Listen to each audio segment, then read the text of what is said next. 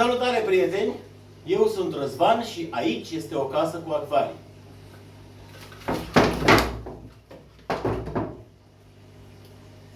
Astăzi o să discutăm un pic despre lemne.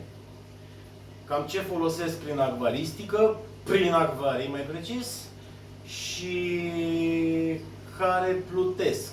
O problemă cu lemnele care plutesc și cum am găsit o rezolvare pentru chestia asta. Dar să începem cu prezentarea lemnelor. Astea sunt niște lemne de foc. Nu sunt de acvaristică, nu sunt de speciale în vreun fel, sunt pur și simplu niște lemne pe care le-am găsit la un centru care vinde lemne de foc. Buturugi, bucăți de buturugă, chestii de genul ăsta. Și mie îmi plac foarte mult cum arată și cred că pot să fac ceva cu ele.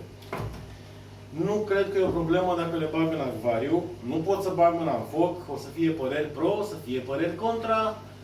Pur și simplu îmi place foarte mult cum arată. De exemplu, lemnul ăsta are un potențial extraordinar.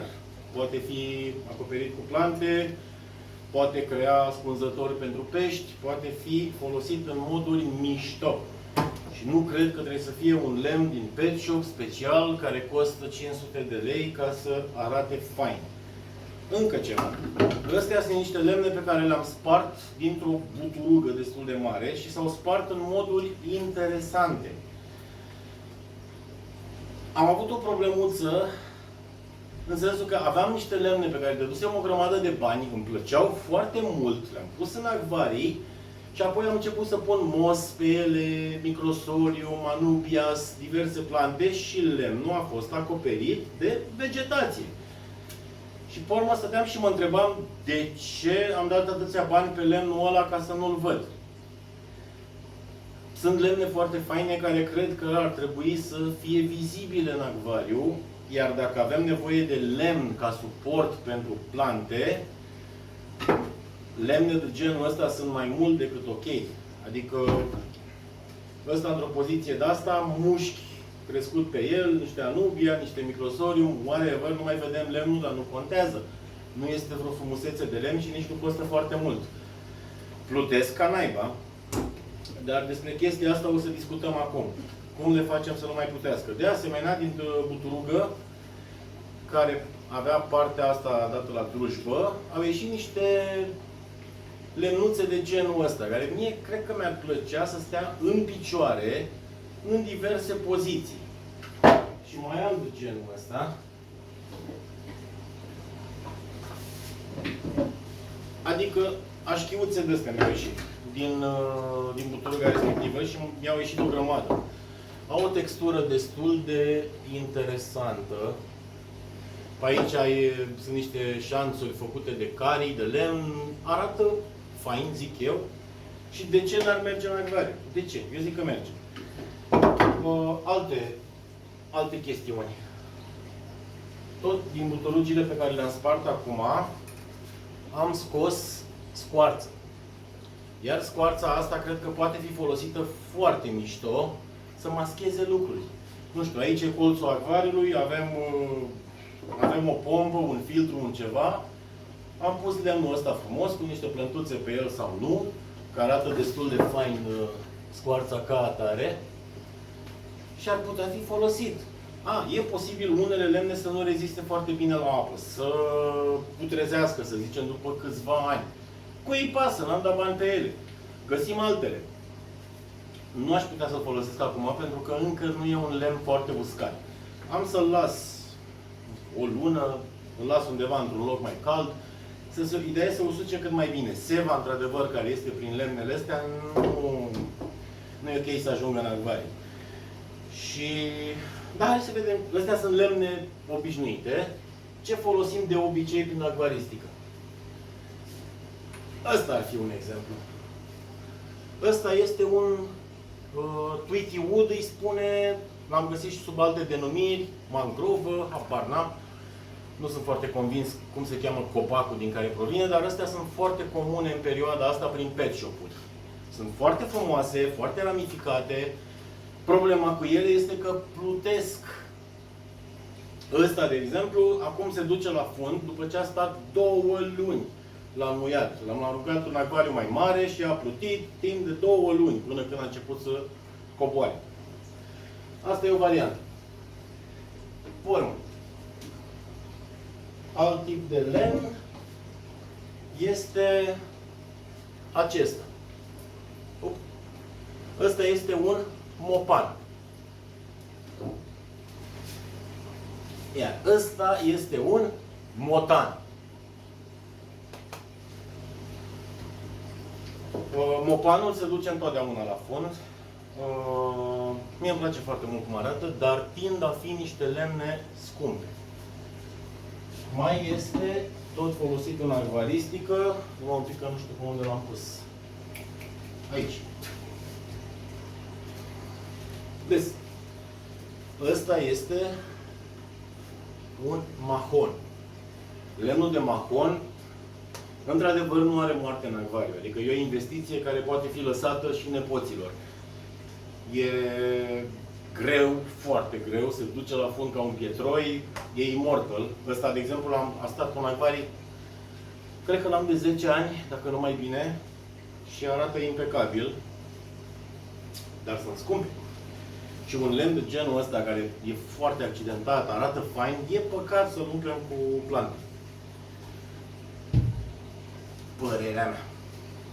Ce mai era? Am folosit în acvaristică așa ceva. Chestia asta este un lemn de plută. Inițial el era un tub. Era efectiv o scoarță de copac golit de miez. Și era rotunjor, l-am tăiat în două și l-am folosit tot așa să maschez niște filtre într-un acvariu. Odată ce l-am scos din apă și a rămas vreo jumătate de an, s-a îndoit invers. Curba lui era așa. Pluta, mie mi se pare o idee foarte bună a fi folosit în acvariu. L-am găsit în Hornbach, de exemplu, pe ăsta. Se găsește în zona de acvaristică, la secțiunea pentru terarii. Și a rezistat foarte bine în apă. Problema este că plutește. Ăsta, de exemplu, când îl folosisem, trecusem niște meșină și prinsesem ventuze în mai multe puncte ca să mi-l țină la poziție. Dar cred că sunt idei mai bune de atât. Asta să vedem ce mai e. Cam asta e. Chestia asta cu scoarța, care, again, este ieftin sau moca. Ar trebui să iasă ceva drăguț, dar asta o să vedem după ce se usucă lemnul, o să probez chestii cu el. Bun. Și acum să revenim la lemnele noastre. Iar astăzi o să mă concentrez pe lemnele de foc. Să le facem lemne de apă. Le schimbăm zodia complet. Jesus Christ. Astea. Cum le facem să nu mai plutească? Și hai să încercăm o chestie. Să vedem. Și în scopul ăsta vom folosi The Rock. Am colecționat, să spunem, niște pietre mai plate. Adică sunt niște fâșii.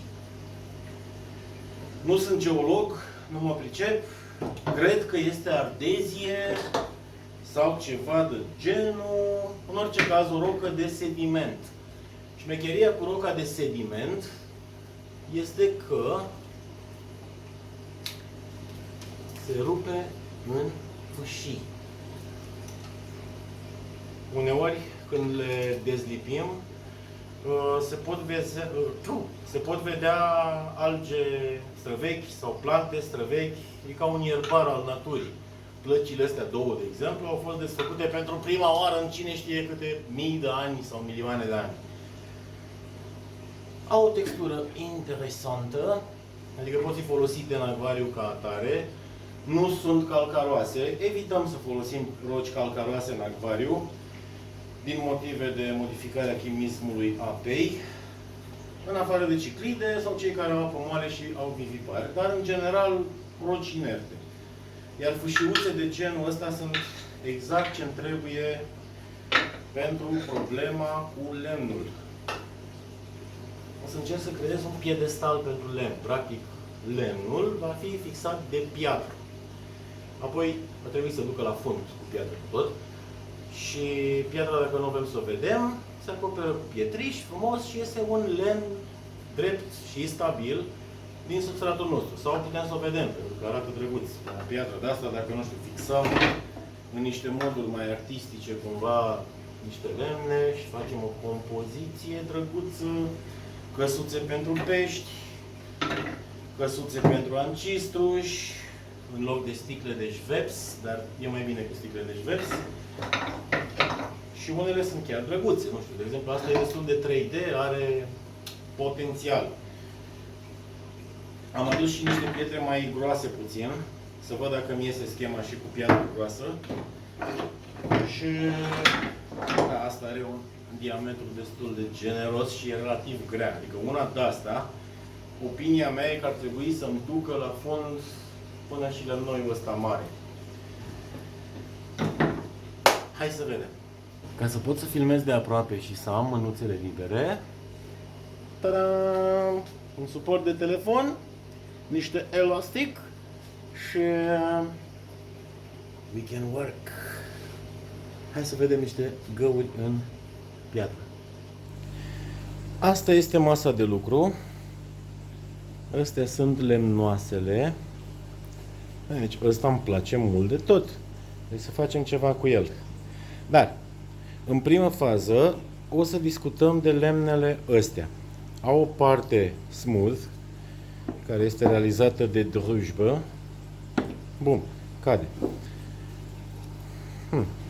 Asta poate fi ceva interesant. O să zicem așa. Poate fi o căsuță de pești. Le avem pe astea. Tot așa, partea smooth, drujbită, o să fie pe suport.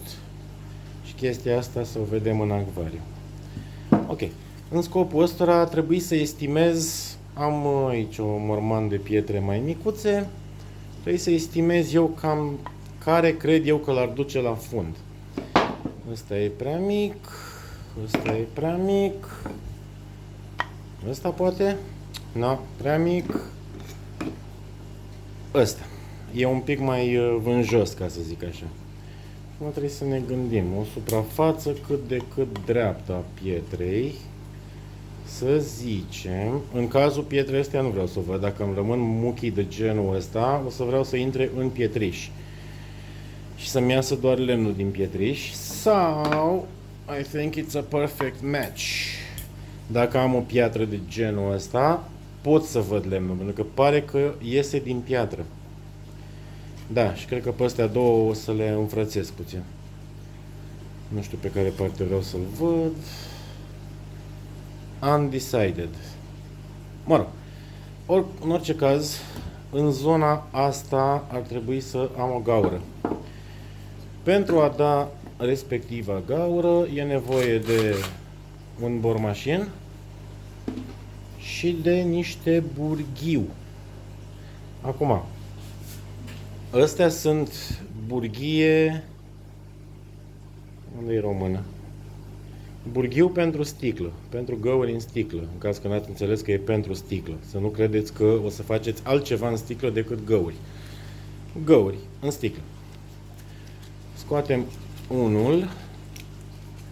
Atenție! Găuri în sticlă, da? Nu altceva. Ok. Montat pe bormașina. Un pic e ciudat pentru mine că mă uit prin ecranul telefonului, văzând realitatea din spatele telefonului. Și cred că îl vrem pe rotația mai mică. Like so. Ok. Lemnul o să vreau să stea pe care parte? Asta e mai stabilă. Deci lemnul o să vină în sus. Asta înseamnă că nu are importanță. Încă o dată, unde vreau să pun lemnul? Să zicem cam așa și vreau să-l prind pe centru. Poc. Și acum.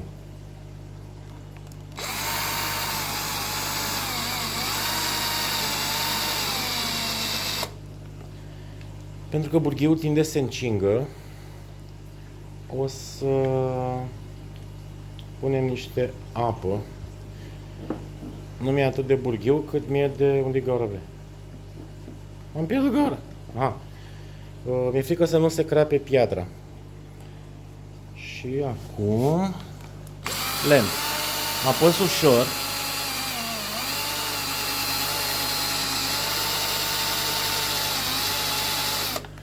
Mai opresc din când în când. Chestia asta care iese o mai șterg. Mai adaug un pic de apă.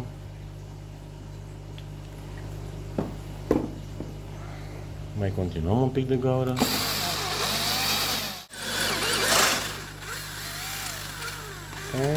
And am trecut în partea cealaltă. Yay! Victory!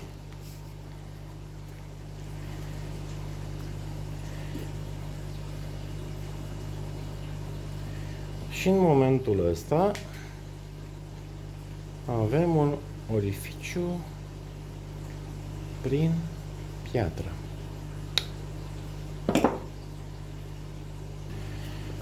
Ăsta ar trebui să fie pentru ăsta. Le las împreună, să nu le încurc. Și acum o să iau un lemn mic.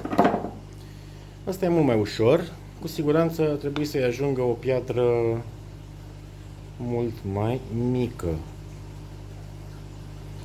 Cred. Poate. Hai să vedem. Și cu piatra asta o să luăm altă variantă de a da gaură în piatră. Punem înapoi burghiul pentru sticlă, pentru dat găuri în sticlă. Și ne orientăm frumos către masonry drill. Acum, ce înseamnă masonry? Please zoom in.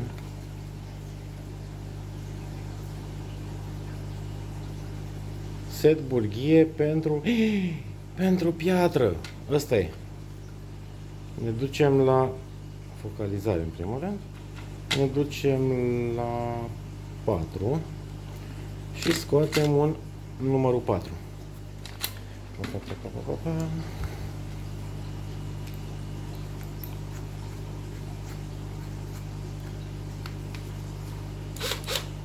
Perfect. Pare centrat. Bagă-l, domne, ca lumea. Ok. Și acum o să testăm pe această piatră, acest burghiu de piatră. O gaură prin mijloc, fără prea multe pretenții, dar să fim atenți, să nu aibă vreo fisură piatra, că o să muncim degeaba. Să zicem aici. Sensul e bun. Și cât mai central.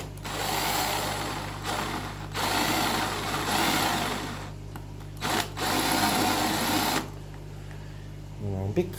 Mai trebuie hârtiuț.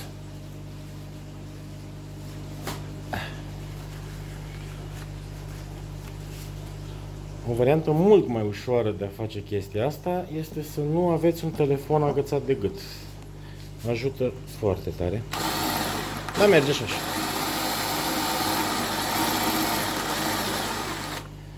Dăm câte puțin, ștergem exces, adăugăm apuță.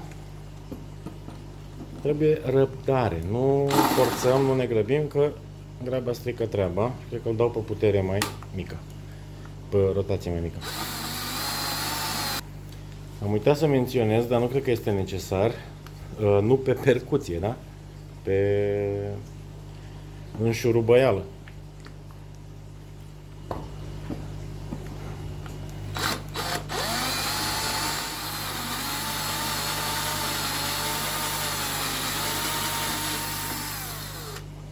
And we have victory.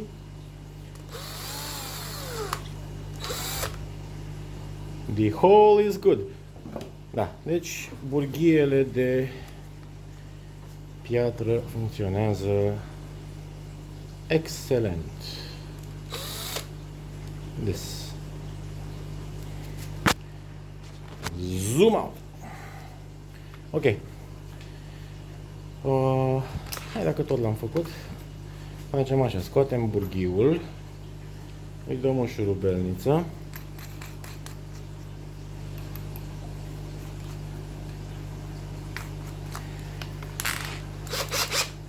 Încercăm live chestia asta, n-am mai încercat-o.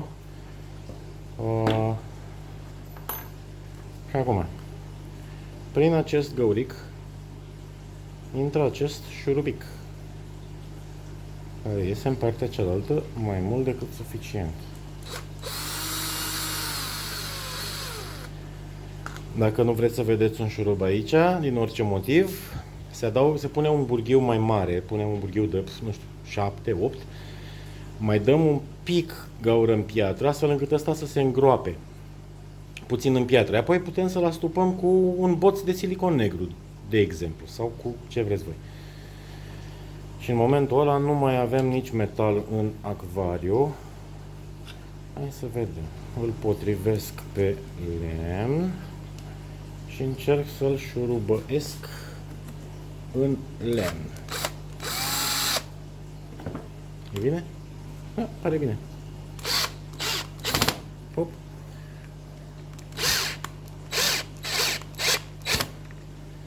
Tada! Și în momentul ăsta avem un lemn cu pedestal. Ia să vedem dacă se scufundă. Dacă nu se scufundă, nu e grav. Facem altul.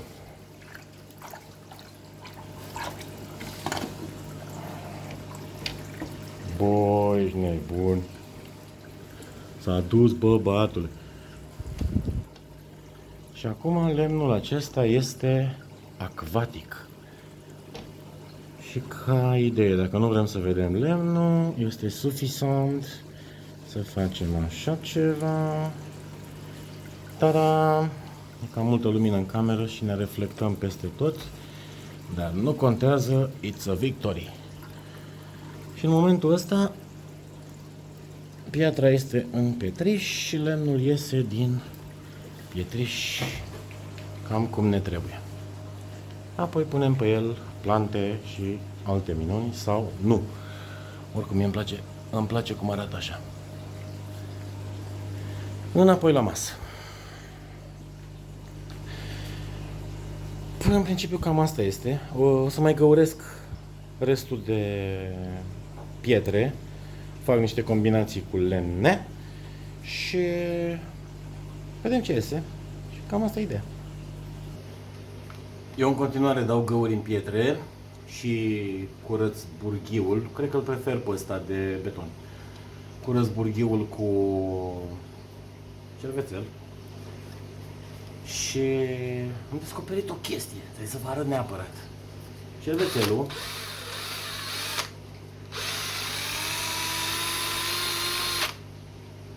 pentru masaj facial.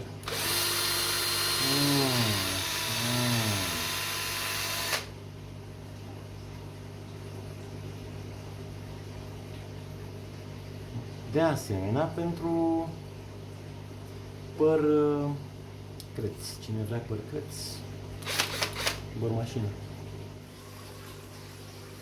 Da, am terminat de lestat lemnele. Apoi, aici am făcut o mică prostie. Am făcut o probă la câteva lemne să văd dacă se duc la fund și mi-am dat seama că am uitat să le clătesc un pic. Pentru că multe lemne de genul ăsta au stat prin curte, aveau pământ pe ele, păr de pisică, ocazie cu care am murdărit puțin apa din acvariul ăsta. Le-am băgat în cadă, le-am spălat cu jet, cu duș cu apă fierbinte. Atât, fără alte tratamente, fără fiert, fără alte minuni. Doar spălate foarte, foarte bine, ca să nu băgăm altceva decât lemn în acvariu. Cu ocazia asta am făcut un schimb de apă la acvariul ăsta. Și haideți să vi le arăt mai de aproape.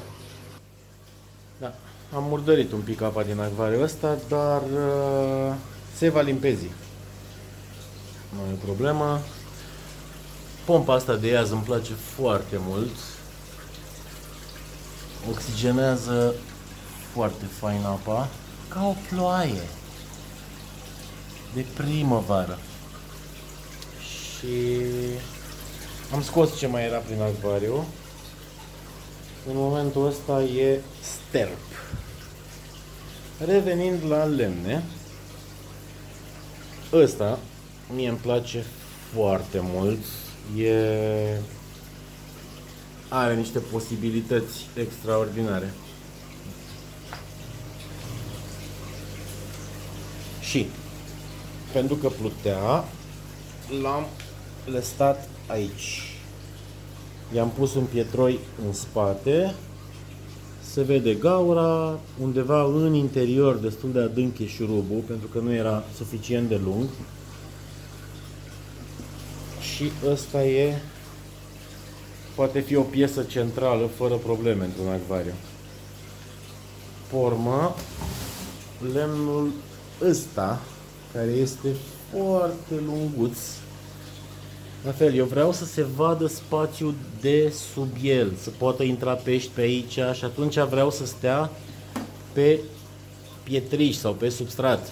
Din cauza asta i-am montat un cataroi în spatele lui. La fel, cu șurubul ușor îngropat.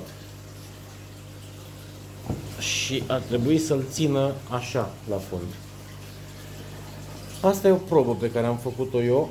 Este o crenguță de mâna Maicii Domnului. O plantă cățărătoare pe care o am pe gard. Am vrut să văd cum se comportă în apă. Și se comportă excelent. Stă deja de un an în acvariu. E foarte tare. Nu a putrezit, s-a muiat, n-a pățit nimica și se duce și la fund. Dar, mă rog, a plutit vreo jumătate de an, cred. Revenind, aici am făcut doar un test. E scoarța de copac pe care am prins-o tot așa de o placă subțire. Pe asta nu o folosesc în acvariu până nu se usucă foarte, foarte bine. E un lemn încă verde și nu băgăm lemne verzi în acvariu. Deci fie foarte bine uscate. Aici, iarăși, ăsta e un lemnoi care o parte e unde s-a despicat, partea asta la altă e partea naturală, coaja lemnului. I-am pus un pietroi de desubt, eu vreau să stea în acvariu ceva de genul ăsta. Să creeze spațiu ca o peșteră sub el. Ăsta la altul vreau să stea în picioare. Vreau să stea ceva de genul ăsta. Și în cazul ăsta i-am pus un pietroi așa. Și va sta like so. Încă ceva. Lemnul ăsta e un lemn pe care l-am găsit într-o pădure acum mulți ani. L-am tot avut prin acvarii. Nu știu, cred că e de peste 10 ani l-am, cel puțin, cred. Este tare în continuare, nu a putrezit, nu s-a întâmplat nimic cu el, dar plutește. Plutește. Și ăstuia i-am adăugat o pietricică aici, care cumva să semene cu modelul lui de rădăcini. Nu-i trebuia mult să se ducă la fund și a trebuit să fie suficient chestia asta. Bun, hai să ne întoarcem la acvariul ăsta. Cu scoarța de copac o să facem doar o probă. Încă o dată nu o las în acvariu, pentru că trebuie să usuce mai bine. Dar, iar sta ceva de genul ăsta. Și ce putem face cu așa ceva foarte fain este să mascăm. De exemplu, dacă nu vreau să văd filtrul de aici, pot să pun o scoarță, pot să mai adaug un lemnuț și dintr-o dată am mascat filtrul. Foarte ușor. Avem nevoie de acces la el, am luat placa, am scos buretele și așa mai departe. Asta o să-l scot, rămâne să se usuce. Și revenim. Acum, lemnul ăsta, pe care l-am eu de foarte mult timp,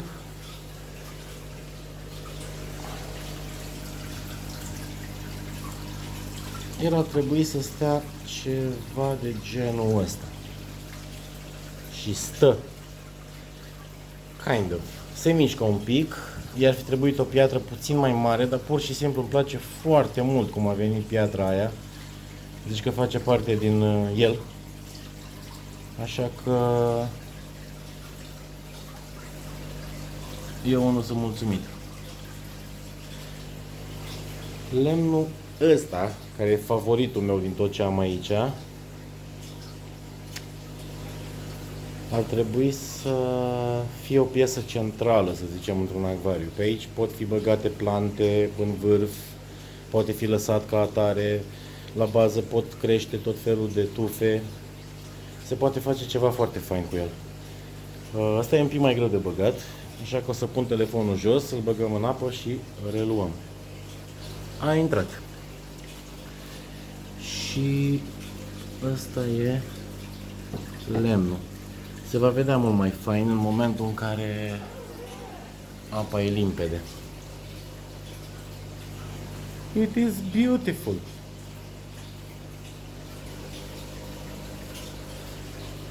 Ce mai e? Ăsta semi-plutește, să zicem, nu e chiar suficient ca taroiul pe care l-am pus eu acolo, dar face ceva interesant. El stă la fund, nu stă așa cum aș fi vrut eu, se ridică un pic. Dar nu mă deranjează deloc cum arată în momentul ăsta și oricum se va mai imbiba cu apă și o să se ducă și mai bine la fund. Sau se mai poate adăuga ceva aici cât să-l țină la poziție. Dar merge și în momentul ăsta se creează niște grote interesante pentru pești. Acum, ăsta, lunganul, care merge exact așa cum este. Pop! Și gata. S-a poziționat. Și mai avem minunea asta, care iarăși e greu de băgat. Trebuie să mă gândesc puțin unde vreau să vină. Vreau să vină în dreapta. Asta înseamnă că o să-l mut pe ăsta mai încoace un pic, să iasă de sub ăla de acolo. Și atunci facem așa. Pac. Și am aglomerat de lemne în stânga. Și aici trebuie să fie loc pentru this beautiful.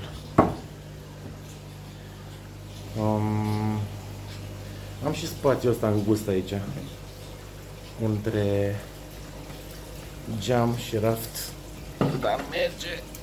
Oi, greu. Ok. A intrat.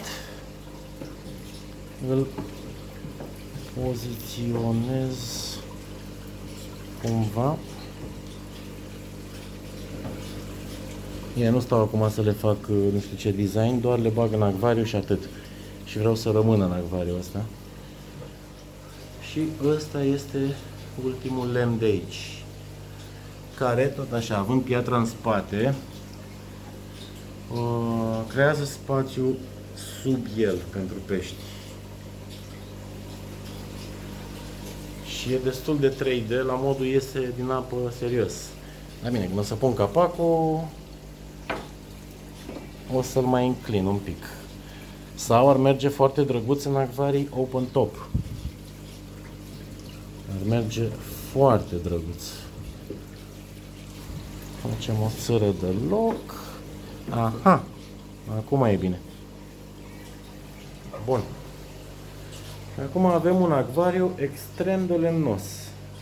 Bineînțeles, nu e vreun design aici. Pur și simplu am aruncat lemnele înăuntru cum mi-a venit. Dar deja arată mai drăguț decât arăta înainte, când era gol. Am salvat pietroiul ăsta pentru că îmi place foarte mult. N-am vrut să-l găuresc. Ăsta poate fi pus în picioare. Na. Și încă ceva. Aici am pus lemnele astea micuțe.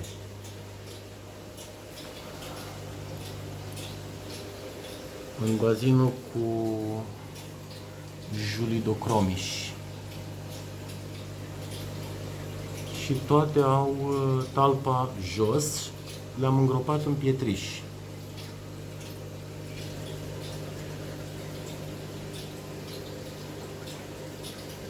Și am făcut o pădurice de vreascuri.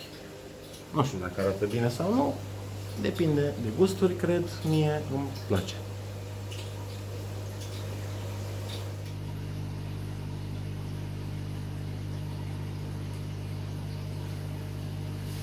Și cam atât despre lemne. Dacă ați găsit ceva folositor, dați vă rog un like, un subscribe. Sper că v-a plăcut și ne vedem în următorul.